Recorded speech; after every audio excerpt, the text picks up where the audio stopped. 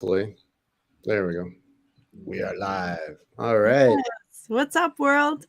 What's up? All Hello. right. Well, welcome back to the roles of women in the biblical narrative, where we are looking at what the roles of women are in the Bible, in the actual stories.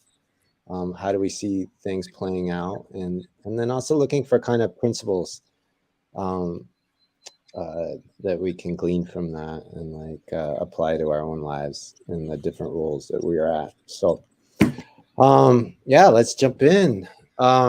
Any thoughts coming out of last week, like our discussion last week? Any extra thoughts?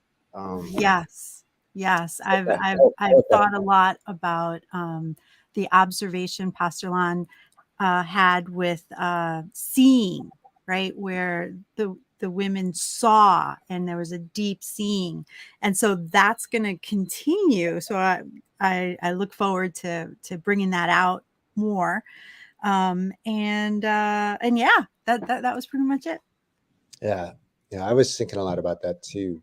So, like, part of kind of when we first did this, one of the things that I was trying to establish was like this idea of like firstborn and helper as roles that are set up like kind of right away in creation, right? Like God goes out of his way to make sure Adam is firstborn, and then he calls there's not a suitable helper, and that phrase comes up like when God has the tabernacle built. There's one guy he gives all the skills, and then another guy he gives the ability to help him do it, right? And so this idea that there are maybe like at least at the beginning there's these two roles, and so like part of what I'm looking to do is like we're going to land in those two roles probably in our life. What does it mean to do well in those roles? And also I think scripture has a lot to say about what what shouldn't you do in those roles, like where is it to fail in those roles. And so I think something that's been like a new insight for me is the role of seeing seeing what is viable and protecting it, right? um and and and also then kind of also like seeing what's not viable and not worth protecting, right? Like I even think about like Joab's role in David's life, right? He kind of plays that helper, strong counterpart role in David's life, and how when David wants to do something that's wrong, Joab is trying to stop it. He tries to keep him from doing it, right? And so, um, yeah, so that was something that came to me after that conversation, and I think it's going to be something we see come up a lot in the roles of women is the ability to see what is coming in ways that the men don't, right? Yeah, Um, we're actually going to see the men seeing here. okay, Yeah. yeah. Oh, that's true. Uh-huh. Oh, Yeah. very interesting. Very Yeah. Yeah. interesting. And it's more counterpart is more than just a helper. It is a strength to to uh um to make so your strength, their strength makes us stronger, right? And so Right, there's a right. strengthening that is happening that is more than just a woman being below a man and you're just helping me, right? Or someone else another man coming alongside of us, you're just helping me. It's you have strength that I don't have, and we're doing this, we're combining our strength and we're doing this together. Hmm, hmm. Yeah. I just want to say that I got some feedback afterwards, very good feedback.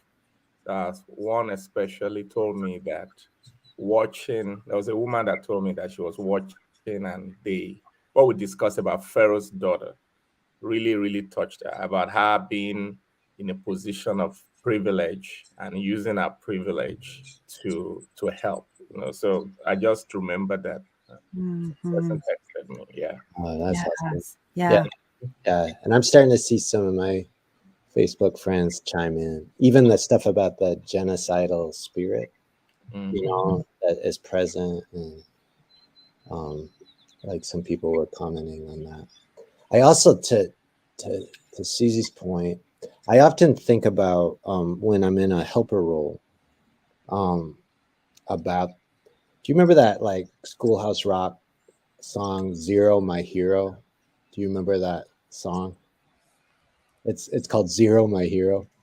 And I was watching it one day, and I never even thought about this. Like, if you put a 0 next to a 1,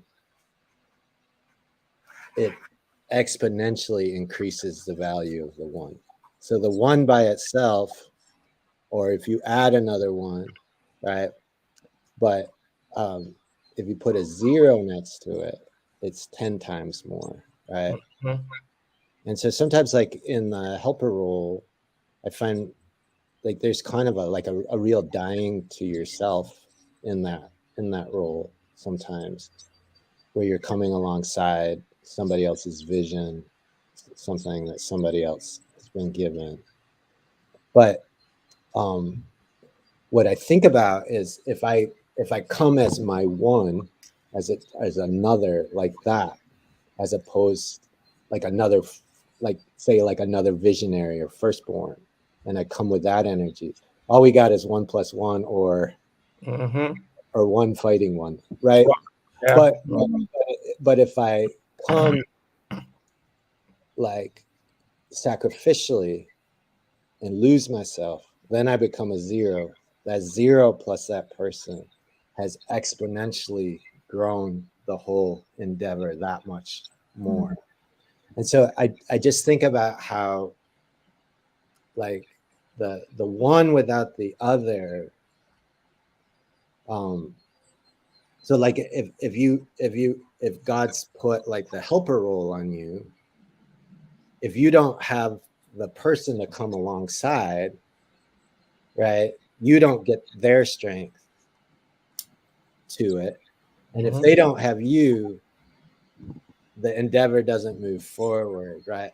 It's only in the coming together and staying together that the full power of the oneness manifests itself, right? And so like more and more I'm realizing more and more like the spiritual warfare is trying to pull the two apart, right? It's trying to disintegrate. Like that's what the serpent does. It pulls things down into the dust, right? And so like I just think about I just think about like how important it is that you need the other entity, right? That you cannot be independent of each other, right?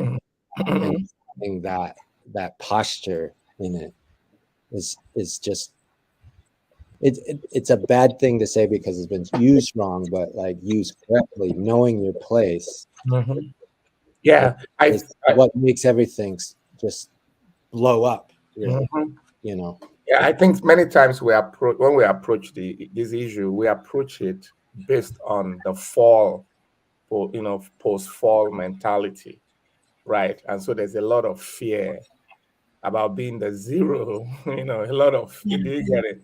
Yeah. But if you look again, for example, where Jesus has a firstborn role, and we have like a secondborn role. The Bible calls him the firstborn, right? Right. And later in Ephesians 5, Paul used Jesus and the church as an example of even the relationship between the man and the woman in marriage, right? You remember?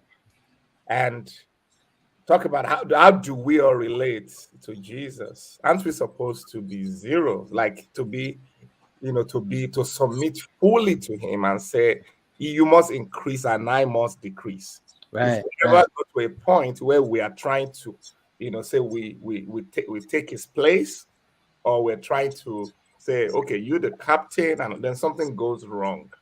But of course, there's the other part that even Jesus Christ became 0 for us. Right. Yeah. That's why Paul said, husband love your wife, right? Like Christ loved the church and gave himself for her. Like, so, Right, and it's almost like that. It's almost like steam, right? Like that, as water comes apart, right, and kind of loses itself and becomes vapor. That's when it's the most powerful, right? In terms of it releases the most energy, right? Like, so there's something about that sort of like dying to yourself and dying to your ambition, and like for the sake of, not because you think of yourself less, right? Like but because of, for the sake of oneness, for the sake of the for the other. sake of the mission, for the where we are Right. counterparts. Yeah. Yeah. That's so powerful, right? Yeah. All right. I'm going to What I unpack would say that is more that- as we move forward. Okay. I yeah. just want to say that, but the difference is that with what has happened to women, right, is that people they were being forced, like men were trying to force them Yes. to be zeros and trying to do that, which is not the spirit of it, right? It was a forceful thing. It was a subjugation thing. It was a demeaning thing, right? And that's not the kingdom way. The kingdom way basically is we give ourselves. So we give ourselves to it. It's Jesus said, "No man can take my life from me." Right? I have power to lay it down and the power to pick it up. So that's talking about how he gave his life for us. If we continue that Ephesians 5 saying that he gave his life, talking about husband and wife, he had the power, right? So it's something that comes from the Spirit of God working in us. That's submission as a counterpart when somebody is occupying the firstborn role. It's not something that the person forces, but it is something that comes from us as a response to God working in our lives. I think that's the difference. Yeah. And I don't feel comfortable using zero because I don't want anybody to ever think that they're a zero, right? And I don't want anybody to think that I think that they're a zero, right? And so I would, the more I think about the words that were chosen to describe the woman was Ezer Kenegdo. It was 2 words. And so there's this, and so if we look at what those words are together, it's a strengthening, right? So that person is a counterpart to the other. That means that one isn't weaker. It's that you are both coming together and creating something that is strong, and it's not because the other one is weak. It's because you together you are stronger. And so that's the image that I have and that I carry through all of the rest of the biblical narrative. It is a strengthening because that is what God's power does. God's power is a strengthening, right? And that is what is described throughout the entire narrative. It is that when God's power is there's this strengthening, and it's the same word as that is used for Eve, right? And so there is a strengthening that is happening. Yeah, I just thought about, true. I mean, I agree with what you're saying. I thought about, there was something I shared with I was talking with some pastors, church planting pastors on Saturday, and I taught a message called "The Power of a Weakness" from 2 Corinthians 12, when Paul says, "When I'm weak, I am strong," right? When he said, God said, "My grace is sufficient for you, for my strength is made perfect in weakness." So in the world system, we are strong, like our strength is in the assertion of strength and all that. But in the kingdom, our strength is actually in our weakness. Our strength is in our, I say the way up is down in the kingdom. I think that's one thing we need to constantly throw in the conversation for firstborn and counterparts for men and for women. Every one of us, we are supposed to assume a position of weakness Yes. in dependence on the grace of God in every relationship. We're not trying to always outdo one another, or always trying to claim our place. We are allowing that strength, that extra strength, right, to craft our praise in our place. And that strength really comes through our submission. Yeah. Yeah. That's good. Yeah. Yeah. And I think that's the power of an indestructible life. Mm-hmm. Right. Because Jesus can lay down his life because he's secure in who he is. I mean, that's literally what it says. Because he knew who he was and where he was going and what was up, he bent down and washed the disciples' feet. Mm-hmm. Right. Yeah. And so like the sign of true security is that you can say, he must become more, I must become less. Right. There's really something in that, which is the opposite of genocide. It's the opposite of genocide, which says you must become less in order for me to become more. Yeah. Yeah. And in fact, I can't even be unless you are not. Right. Like that's the lie of Pharaoh. Right. That unless I think a good way to just summarize is say that it should never be a competing thing, but a complementary thing. It should never be a demeaning thing, right? But an uplifting thing. If we have those two things in this firstborn counterpart relationship, man, woman, and all that, if we're not competing but complementing counterpart, and if we're both thinking of uplifting one another and not pushing anybody down, I think we will be in the kingdom flow. Yeah. Yeah. All right. All right. Well, let's jump into the cliffhanger I left us with last week, which was, how do we think the Bible feels about Moses in this next passage and what he does? And so I wanted to look at just that last part. So we know Moses. So where are we starting at verse 11? Yep, at verse 11. Okay. Yeah, and just going through. I just want to go through verse 15. If someone could read that 11 through 15, just real quick. I read last time. Who wants to read this time? So that's Exodus what? Exodus 2:11 through 15. I can read it. All right. What translation? English. ESV. ESV is good. Yeah. Okay, 1 sec, quick. ESV.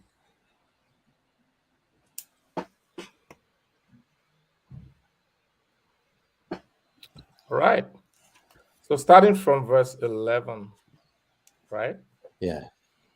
One day, when Moses had grown up, he went out to his people and looked on their burdens, and he saw an Egyptian beating a Hebrew, one of his people. He looked this way and that, and seeing no one, he struck down the Egyptians and hid him in the sand. When he went out the next day, behold, two Hebrews were struggling together. And he said to the man in the wrong, "Why do you strike your companion?" He answered, "Who made you a prince and a judge over us? Do you mean to kill me as you killed the Egyptian?" Then Moses was afraid, and he thought, "Surely this thing is known." When Pharaoh heard of it, he sought to kill Moses. But Moses fled from Pharaoh and stayed in the land of Midian, and he sat down by a well. All right. Now, stop there? Yeah, stop there for right now. Yeah. Okay. Yeah. So. Yeah. What are y'all seeing there? What are you seeing there? Yeah. So So it says that when Moses, and so I'm going to start right at verse 11, when Moses had grown up, and it says he went out to his people, it's that word can also be his brothers, his companions, his tribesmen. And so what, I think, okay, was it really his, because the word brothers could be used there, right? So did he see them as his brothers, or is the person writing this saying this, he's going to his brothers, right? So that was one of the things that I thought of. And when he went out to his people, then he observed their hard work. And so that goes to last week's focus on seeing, right? He saw their hard work. Now, was that the first time he saw the hard work? I don't think so. But maybe this time he saw it in a different way, in a deeper way, in a more profound way. Mm-hmm. Who knows, right? And saw it for the first time in the way that he was seeing it right then and there. Yeah, what do you guys think about that? Yeah, I like that. Yeah. And then, and so he saw the labor, and then he saw the Egyptian man attacking. So is this something that was this seeing something that was building up, right? Was there something that was building up against the Egyptian people? Was it something that happened right then and there? Like, what was there? Obviously, there's something going on within Moses, right? And we don't know exactly what, but we know that this scene is here, and it's significant. And then they don't just say that the Egyptian was attacking a Hebrew man. They put in a Hebrew man that is one of his people. So there's like this relational thing, this connection that Moses is having to this Hebrew man who is being beaten. And then in all of that, Moses looks. So there's that looking again. He's like, okay, I'm looking at this, but now I got to look at all around me to see who's here, because there's something stirring in me. Yeah, I feel like I need to do something. So he looks this way and that way, and he saw no one was there. So there's this seeing, and then he attacks the Egyptian. Yeah. What I see there, just following up on what Susie said, I see two scenes there, and I think there's something very significant. He saw no one. So first of all, he saw the situation, what was going on, but he saw no one. Well, the first situation he saw right. The second situation he didn't see right, because even though he looked around and he saw no one, the Hebrew man that was there was going to be his trouble later, because that one is going to go tell everybody. And what I just see there is that as a firstborn, or like we've been following that thing, sometimes you see and you don't necessarily see well or correct. That's good. So you usually have the visionary thing, like you can have a visionary stuff, but focus is blind too, right? Whenever you are focused on one thing, you are blind to many things. And I think it's one of the ways that the counterpart helps you, because they can see what you are not seeing.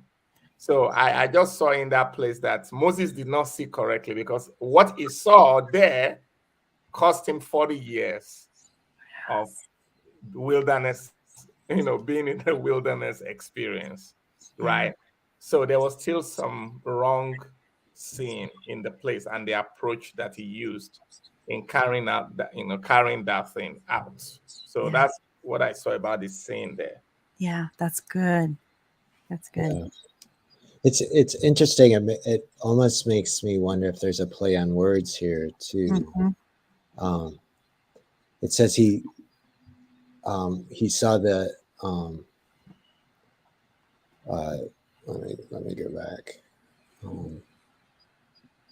So the first day, right, and he saw an Egyptian beating a Hebrew, one of his people. He looked this way and that, and seeing, the word is no man, and seeing no man, he struck down the Egyptian and hid him in the sand. All right.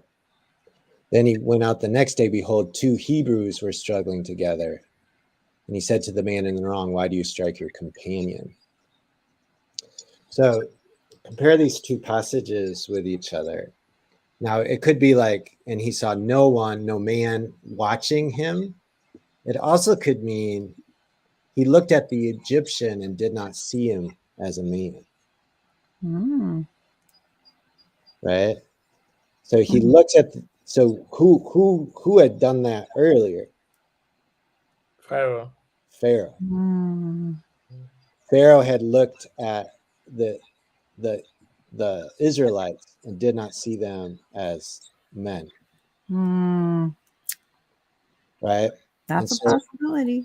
And so here you have Moses, and like to Pastor Lon's point, he didn't. It keeps using this word see, right? So if you follow our train of see, you start with how Pharaoh saw things. He didn't see the Israelites as people, right? But as a threat. Then you go to what the women, how they see. They see what is viable and protect it. Yeah. And now you Moses' mother sees that he was, and now you see Moses sees no man, so he strikes the Egyptian, right? Mm.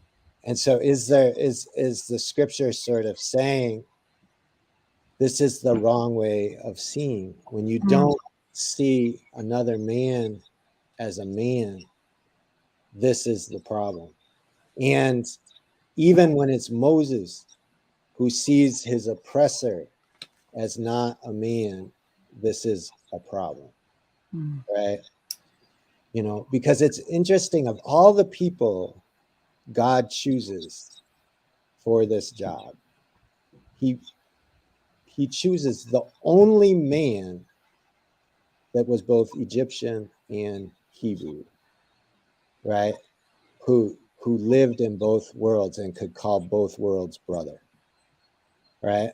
And so there's something very, very deep going on here, where, yeah, I mean, there's so many layers. Like when you really play out the story, I mean, why do they have to sacrifice a lamb to get out of Egypt? Right? Like, why do the Israelites have to do that? Right? Why are they in Egypt? Right? Because this family of Jacob, the brothers did not see each other correctly. So they saw Joseph the same way Pharaoh saw them, and sold him into slavery, right? And so if you take two steps back and you get out of figuring out who the good guys and the bad guys are, right?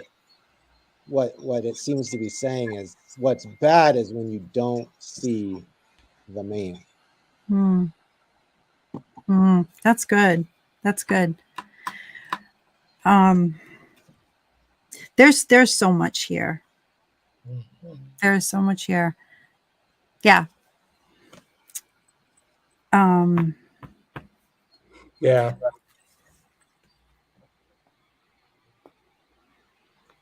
Yeah. I think I want to, when we go to the next part, I want to tie something into it. Okay. Yeah. All right.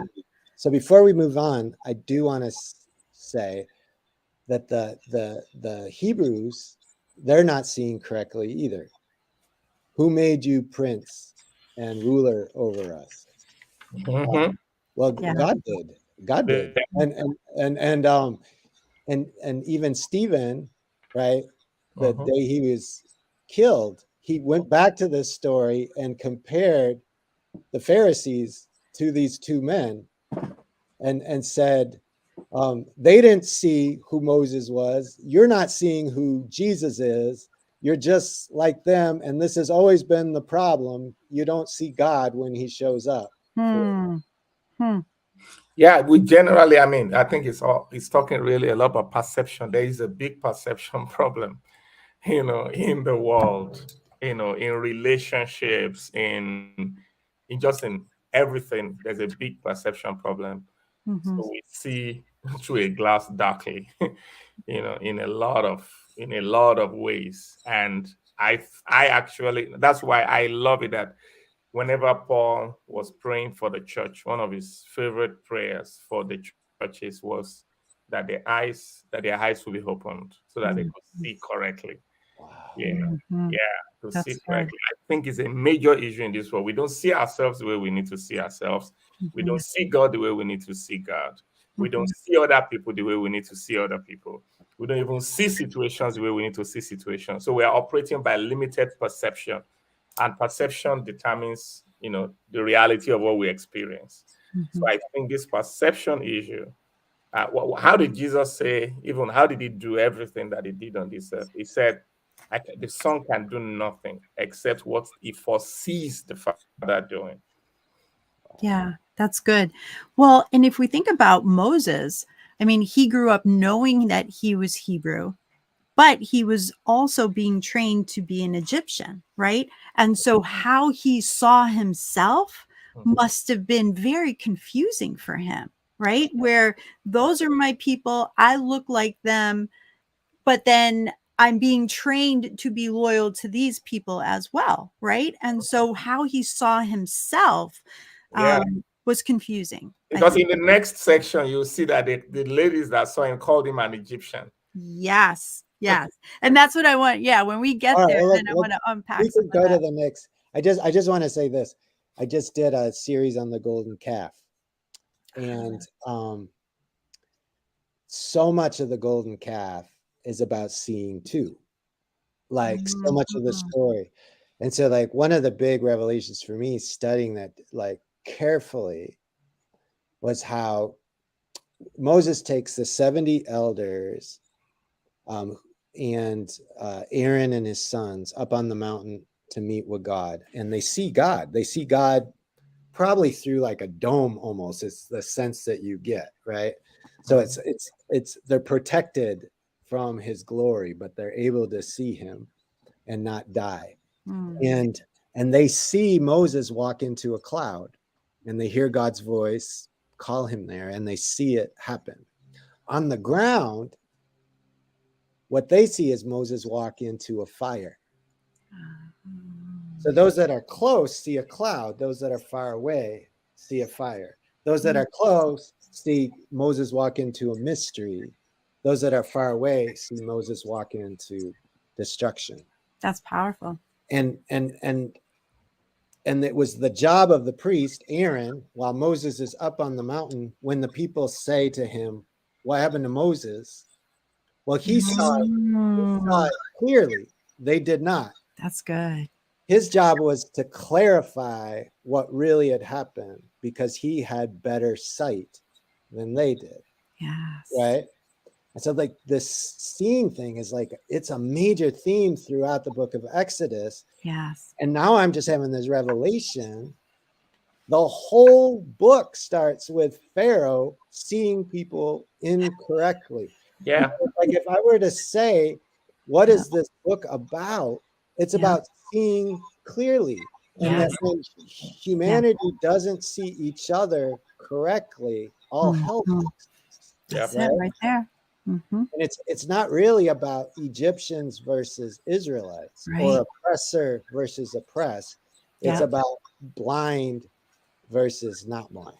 yep. Yes. Right, right. And Like even when the that's story the shifts eventually to Israel in the wilderness, you will see that he was also an issue of perception. Hmm. Um, they saw where they were, not the way God saw where they were. They didn't see where He was taking them. They didn't see Hmm. God as He wanted Hmm. them to be seen. There was even later at Sinai when they were so afraid of God that they didn't want to move near. Like they were just that time that God They were just Yeah. so great. Yeah. Mhm, mhm. Mm-hmm. Wow, and there so, is so much there. and so when Moses sees wrong, the same thing happens to him as when the Israelites saw wrong at Yeah. the foot of the promised land. Mhm. Mm, And he's guilty of the same sin that Mhm. Pharaoh was, Yeah. yeah. but from the other point of view. And the author is like pointing out, like, who is seeing correctly? The women, the Mhm. Egyptian women, the sister, Moses' mom. the Moses. mother, Mhm. right? The real strength is in how you see, Yes. Mhm. not what kind of power you have. Yeah. Well, and I think as we move forward throughout, or like out into the rest of Exodus, we're going to see some women seeing incorrectly as Right, well, right, right? right, right, So, yeah. yeah. It's not like women can't see poorly. Right. Yeah. Yeah. Yeah. Yeah. All right, This is let's good. do the Okay. next section, Susie. We'll let Yeah. you take that on, and then I think it just summarizes if it's do with the women. It just says that we see better if we all see together. Yes. yeah, Yeah. yeah, And if we go back to something that that you guys said earlier about that there is a humility when we are serving each other, like we're in ourselves, right? Mhm. And so if we start out admitting, you know what, our perceptions could be a little off, let's Yeah. get together and let's humble ourselves together, you know, in this partnership, this companionship, and tell me what you see, and Mhm. I'll and then I'll tell you what I see, and then let's put it together, right? Mhm. And then, God, what are we not seeing? Yeah. yeah. Is that not the And so problem with the entire church now? They're talking about the Big C church.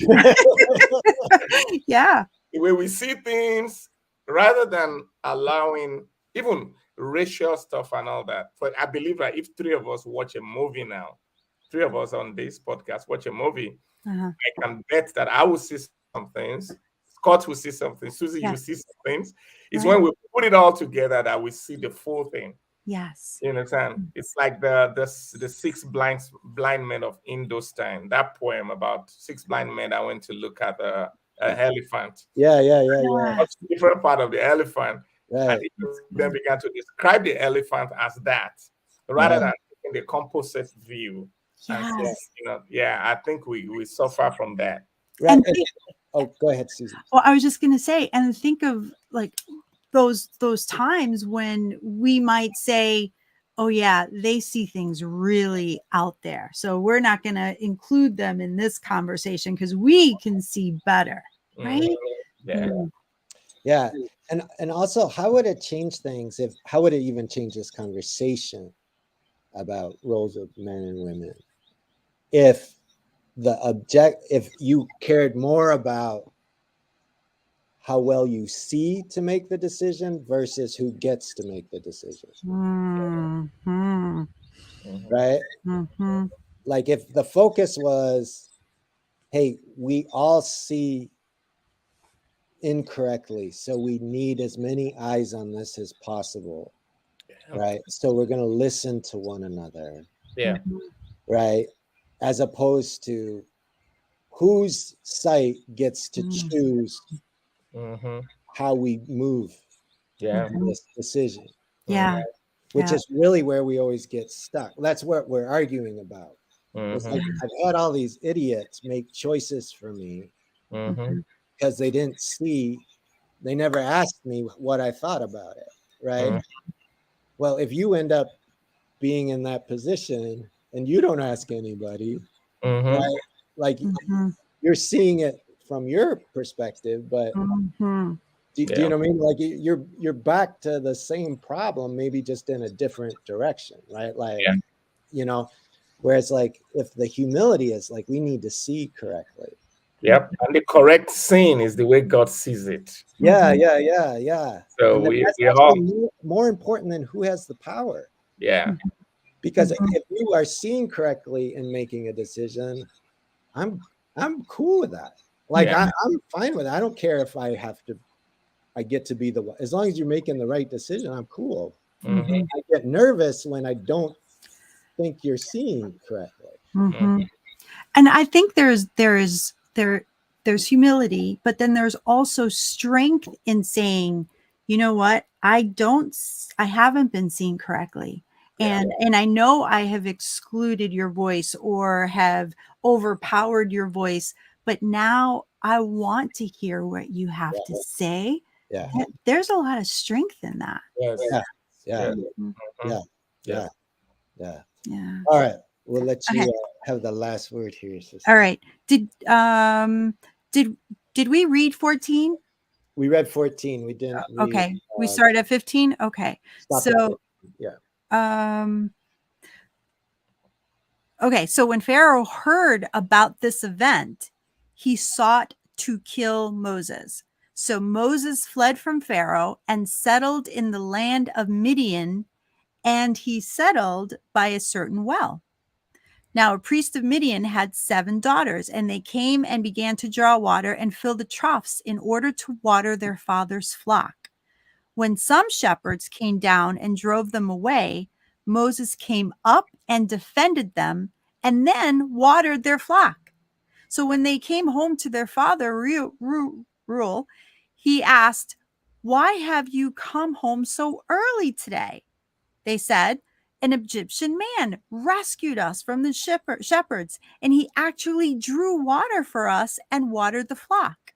He said to his daughters, "So where is he? Why in the world did you leave the man? Call him so that he may eat a meal with us." Moses agreed to stay with the man, and the man gave his daughter Zipporah to Moses in marriage. When she bore a son, Moses named him Gershom, for he said, "I have become a resident foreigner in a foreign land." You know what I just saw in that place? I saw this dynamic when the shepherds came oppressing the women, and I saw a man who had been rescued by women now rescuing, paying it back, Yes. and rescuing the women against some men that were trying to use their wrong masculine whatever again. He fought for the women there. Yeah. And he didn't kill anybody this time. Yeah. Well, we don't know that for sure. Yeah. But yeah. Yes, I'm just saying that it's very good for some men to rise up and fight for the women. Yes. In Yes. the church. Yes. There are always some men who are always trying to push them from, getting a place at the well. Yeah. Right. There are always some men trying to stop them from getting a place at the well. So we need some men that will stand up for women and say, no, they have a place at the well. Yeah. Yeah. Okay. There's a lot here, right? And so I think there are some tie-ins back to creation, the creation story, because Moses did something that he felt like he needed to hide from now, right? And so there's this hiding that's happening, and the way the Hebrew describes that hiding is that it was a continual hiding. It was this continual fear that caused him to keep in this state of hiding. So that is persistent. It wasn't just, oh, I feared and now I'm all done. There was this consistent fear that caused him to hide. And then in verse 15, where, or is it verse 15? Let's see. Oh, now Pharaoh then looks at this event. So he is looking at this event, and his focus now is Moses needs to be killed. Like it was so automatic, not, oh, we need to bring Moses in and we need to, have a, what do you call that? when you trial, you know, it wasn't anything like that. It was, I see, and I want him dead. So, you know, why was that so automatic for Pharaoh? Right? Was that something that was growing inside of Pharaoh? Did he not really accept Moses as one of their own? Right? So I don't know, that's just one of those questions that I have. And it was, that was so strong that is what kept Moses in hiding, right? So that seeing and that soughting after is what kept Moses in this fear state. Hmm. Yeah. And you want to say anything before I say something else? No, no, keep going. Okay. All right. And so now Moses then settles. So, okay. Before the women came out to the well, the story uses settled twice. Moses fled from Pharaoh and settled in the land of Midian, and he settled by a certain well. So it wasn't like one day he was happening by a well. Moses was settled by the well, right? So it was almost like he made an encampment for himself. He settled in there by the well, which means, you know, perhaps maybe the men that came and bothered the women, maybe that wasn't the first time that he saw them, right? Maybe they were a nuisance. Maybe they got on Moses. This is, I'm mid-rashing, like seriously here. Oh, no, but but you know, there's this growing thing that might have happened. Yeah, you guys want to say anything before I keep going? Yeah, I love those. Just keep, no, Keep going? keep going. All right. So now, you know, Midian has these 7 daughters. Well, the number 7 in the biblical text is what is it? It's like a completeness. It's a like a a completeness. Like everything is good. Everything is harmonious. It's prosperous. It's and so, and back in those days, 7 signifies two deities, 2 gods that were probably worshipped, and that was the Greek deity Athena and the Roman deity Minerva, and both of them were goddesses of war and goddesses that protect. So, you know, I wonder if there is this tie-in of that. Maybe it wasn't 7 daughters. Maybe it was that Jethro, the father, the priest of Midian, maybe there was this protectness over him. That he was very well protected. He was known because he's named, all the names that we know of, they're all mentioned here, right? So all these names are how people must have seen this person. So I really believe, like, and I could be wrong, but I believe that Zipporah's family is very well off and very well known, right? And that they are a significant part of that city. So that's me mid-rashing and looking at, you know, these pieces. And so they go to the water, they draw, or they go to the well, they're drawing the water. And then, you know, the shepherds come or whatever. And then now here's Moses doing this rescue. And now, and I'm going to fast forward to Zipporah's dad saying, "Thank you. You have done something amazing for us. You know, you took care of our daughters. And now I want to give you a gift. I want to give you one of my daughters in marriage. Yeah, you did this favor for me. So now I'm going to take my daughter and I'm going to give her to you. And now her entire life, I'm choosing right now to take her entire life and hand it over. I am making a decision about her entire life, and I'm handing her over. And that, I'm there's a lot here, there's a lot of history. But why?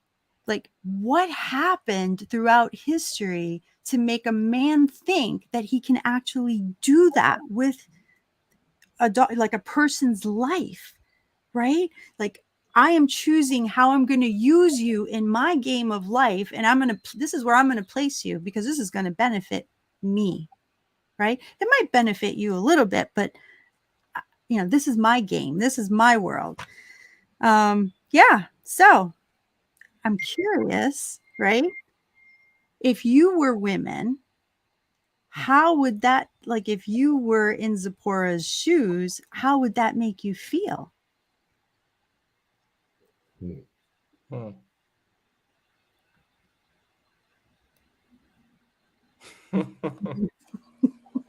Big question. So I'll let Kurt, deal with that.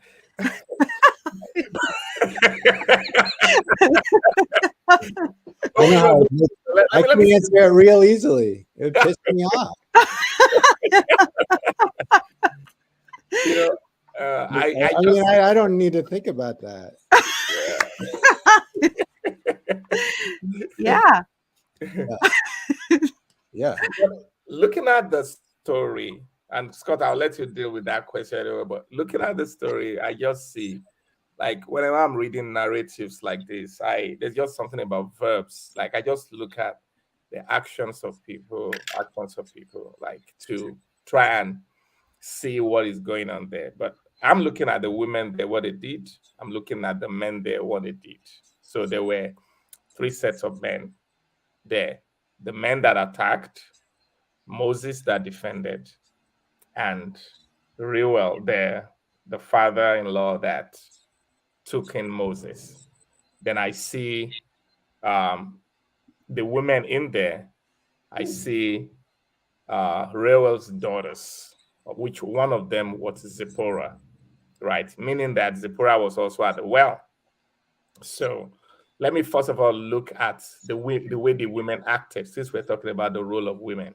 Mm-hmm. I want to address something that I think it's very important these days. So I lead a group of men. I call it mandates. Like, I meet with them once a month. So I've done it for several years. At the beginning of the year, I would choose a group of men, and I will spend 2 hours with them every month for the rest of the year. So making 24 hours. So they come, we eat together, and we talk about manhood. So one of the questions that we usually ask is this: who is a man? So, and then how do you define a man now? And then we get to a point where we talk about the man and his woman. And there's this thing of chivalry, right? I'm sure you know what I'm talking about, like chivalry. In those days, men used to be known for their chivalry, how they treated, women with respect, and like a man that is a gentleman is someone who treats women with respect. But now men are known by macho, right? Mm-hmm. What you call toxic masculinity, right? But I see something here where Moses helps them to draw water from the well, helps them to water their camel or whatever, and the women accepted it. Moses fought for them, and the women accepted it. There's this thing that is going all around right now, that when a man helps a woman, the woman is weak. You see it in movies, something like that. When a man is trying to show chivalry, opening the door for you, or doing any one of those things for you, some women feel like, oh, you think, you trying to be masculine over me, and as you see it in movies. And I'm thinking that that's like as a result of a perversion of something that is truly pure. Because I teach men, I had a session with my son yesterday night. I teach men that whenever you are with a woman, you are supposed, I was telling my son some weeks ago, I said that you don't leave your woman behind. You you surround them, you assist, you help, you do all that. And I think that's something that we need to get into the conversation. And it's not because the women are weak, Right. it's because they are precious. It's because they are valuable. You treat valuable things, and they're not things, but I'm just saying as an analogy that you treat valuable things with, with respect, right? Mm, Because they mm, are valuable. And I think one of the things that men have to do is that we have to start treating women with a lot of respect. Moses demonstrated that, right? mm. And then on the other side, so the women accepted, they were passive there in the first part of the story. They were passive. Mhm. So there's sometimes where, as women, like we're passive to receive help, to receive, this thing. But in the second part, they became the active ones, right? They were the one that went to tell their dad. Now, a fugitive found a place because a woman spoke for him, or some women spoke for him. Mm, So mm. I think that men also need to get to a point where they can accept when they have to shut up and allow Mm. the women to speak and be able to receive it with humility. So that's what I saw. It's good. Yeah. That is so good. Mm, mm. Yeah. Yeah. And um and I think too that that is so good. Because many times men think that like I'm not saying every man, but sometimes men think that if they do something good for a woman, now what are you going to do in return for me? Right.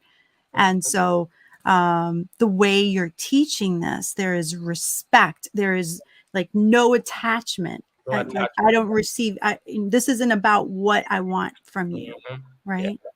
Moses Yeah. didn't do it.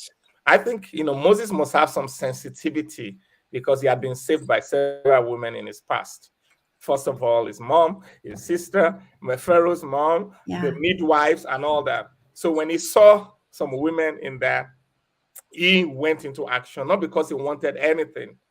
And I think men should be that way, that you do it not as an exchange for Yeah. something, but Yeah. just because that is what we do. But at the same time, Mhm. we're willing to accept when it's a woman's turn to be a counterpart, to be a helper for you, to us, to stand with their own strength Right. to help you. And that's what Moses accepted, and that kept him for 40 years. Hmm. Hmm. Yeah. And Moses said, after he bore a son, he said, I have become a resident foreigner in a foreign land, right? And so there is that identity piece again. Like, who am I? Yeah. Because I'm definitely not from here, right? And so there's this constant thing going on about identity. Who am I? Yeah. Mhm. That's really deep stuff. Yeah. All right. I'm just going to throw something at Susie's question. Okay. All right. Hey, Scott's got that. I honor you for engaging. Yeah. No. So this is, first of all, me saying that would piss me off. Like, no doubt. Like, I hate when people make decisions for me, and I do not respond well to it. Sometimes not in a good way. But I'm a 8 on the Enneagram, and our biggest fear is that someone would control us. So just like that hits me like right where I'm at. Okay. I'm an 8 too. Oh, okay. That does not surprise me. Although you're maybe the nicest 8 I've ever met in my life. But I was just thinking, God gave the first woman to her husband. So the first father gave the first woman to her husband, right? And so that as a prototype is interesting to me. And so it makes me wonder,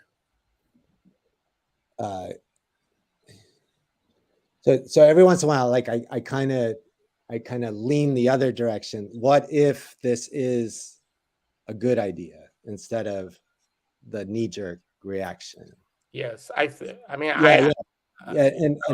And so I just wonder if yeah. the first father gave the first woman to her first husband, was there a type of trust? Because you don't get the sense, the little bit we know about Zipporah, that she was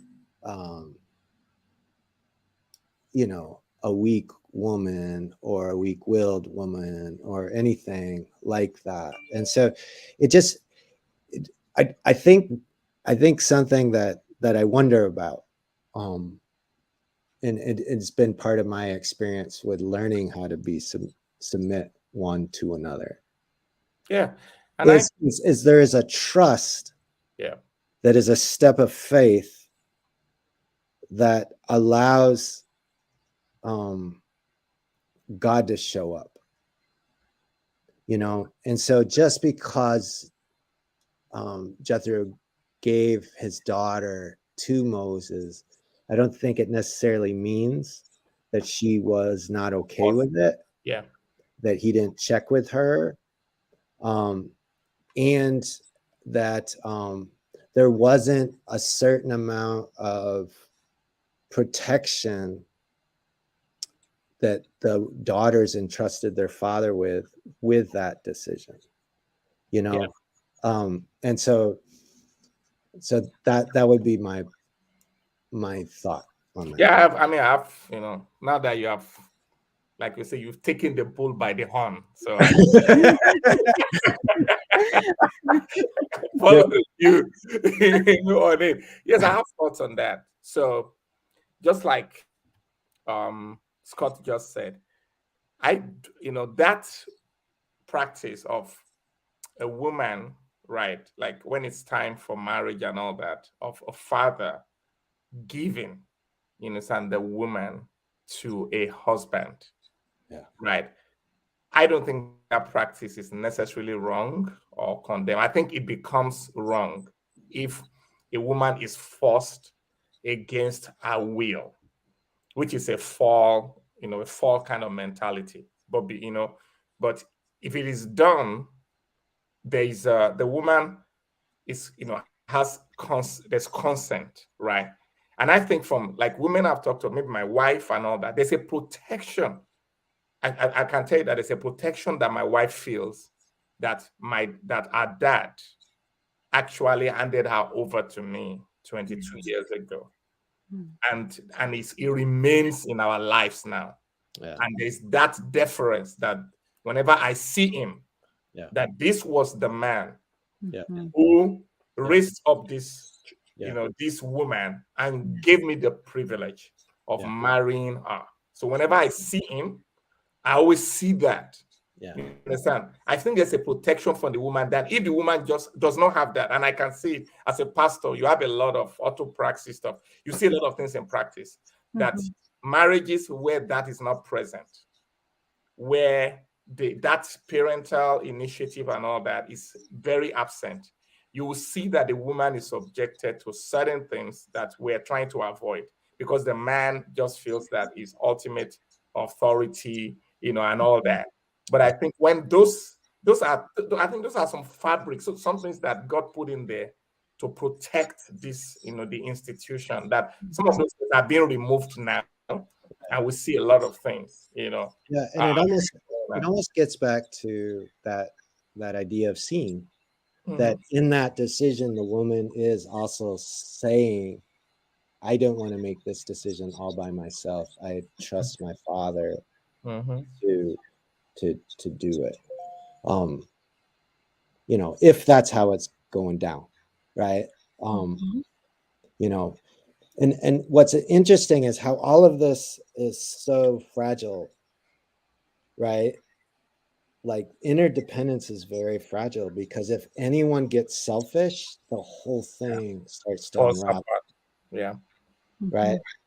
And so like that's actually what you see with Pharaoh is Pharaoh has to be a tyrant to be independent, right? Like he has to have so much strength in order to live in a reality where everybody has to do what he wants, right? It's a false reality. I mean, it's not a good thing. It ends up being what destroys him, is that mentality, right? And so I think like that's what the enemy is after, is that mutual submission one to another, where we trust each other for each other's protection, right? Which is where the interdependence and submission actually steps up, you know. But once it gets broken down, it is a really hard thing to restore once it's abused, right? Yeah. But I have to go because I have a meeting with the women who run the women's ministry in our church that I'm 10 minutes late to. All right. We're going to pick up here next week because I got a lot to say. Oh, I'm sure. Oh, very good. I'm sure a lot of this is provoking some stuff in the audience too. So it'll be very good. This is so good. We have two women out there saying, well, my daughter, that's future woman, and my wife, they are in the room, so they've been listening to this. I just saw my daughter smiling. All right. This is awesome. Blessings. Till next time. It was great today. All right. Bye-bye. Bye.